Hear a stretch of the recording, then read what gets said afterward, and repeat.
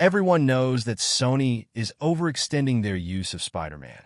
In the current times, Spider-Man and his connected characters like Venom, Morbius, or the latest one, Kraven the Hunter, have become the subjects of a lot of discussion and debate regarding how they are being handled. Apart from Venom, no other successful franchise has been established in the Spider-Man universe. Although the Venom movies have been making money, the impact of the first Venom movie hasn't been replicated yet, which could be a major problem for Sony. They're squeezing every bit of value out of Spider-Man's rights while riding the wave of the MCU's success.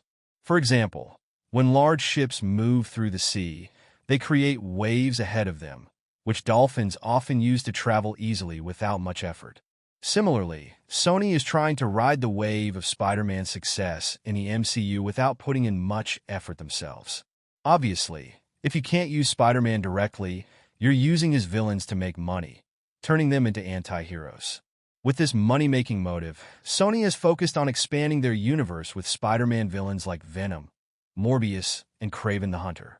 But in my opinion, this approach is diluting the Spider-Man character because the focus has shifted from Peter Parker and his classic storylines to the villains.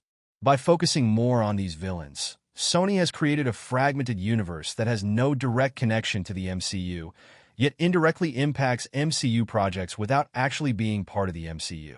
It's not like we're getting top-class, well-appreciated movies either. If we were, this video wouldn't have been made. After Venom 1, none of the movies have garnered the same appreciation, and the overall reception of these films has been mixed to negative. Movies like Venom 2 and Morbius have been criticized for bad storytelling and poor character handling.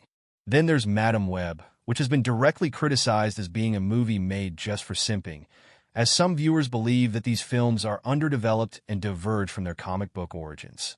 Without Spider-Man's presence, these stories and movies don't make much sense. Taking proper villains from the comic books and turning them into anti-heroes makes it even more problematic. Indirectly, by making multiple subpar movies like Morbius and Madam Web, Sony is damaging Marvel's name. Fans like me and you know that Sony's universe and the MCU are completely separate. But for a casual viewer, they're both Marvel movies, and Sony only adds to the confusion by showing Vulture in Morbius and Venom in No Way Home. Now, I mentioned Sony's indirect impact on the MCU. Let's dive deeper into that. First, the major impact is the restricted use of characters. A recent report revealed that if Sony uses a villain like Kraven the Hunter in their movie first, then the MCU cannot include that character in their storytelling or even show their own version of them. This limits Marvel Studios' creative options and makes it harder to develop interconnected plots. Additionally, there's this strange pressure on both studios to showcase characters in their respective universes as quickly as possible to secure them. And this rush results in disasters like Morbius, where the screenplay, story, and VFX all seem out of sync. Even if the report isn't accurate and this situation doesn't exist, there's still a problem of a disjointed narrative. The MCU relies on interconnected storytelling, where the characters and events of one film impact the others. Since Sony's Spider-Man universe is separate from the MCU, inconsistencies and gaps in the storylines can arise. For example, if both studios use Venom, Sony will portray him one way, and the MCU will portray him another way, leading to confusion for the audience. Third, let's assume things continue as they are. Sony keeps making movies, and the MCU continues with Spider-Man-centric films. Again, fans will be confused.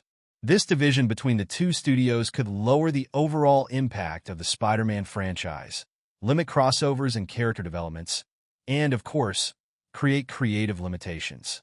Marvel Studios won't have creative freedom if Sony develops a character in a way that doesn't align with the MCU's vision.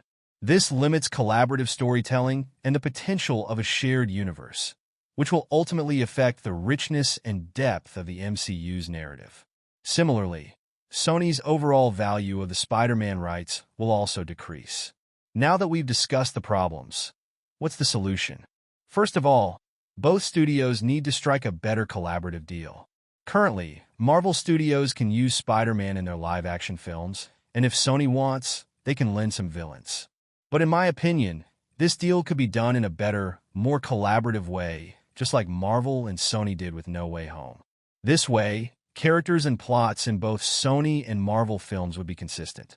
Then, by slowing down the release of multiple Spider-Man-related movies, they should focus on high-quality storytelling and character development. Both studios need to prioritize impactful and memorable movies, collaborating without being selfish.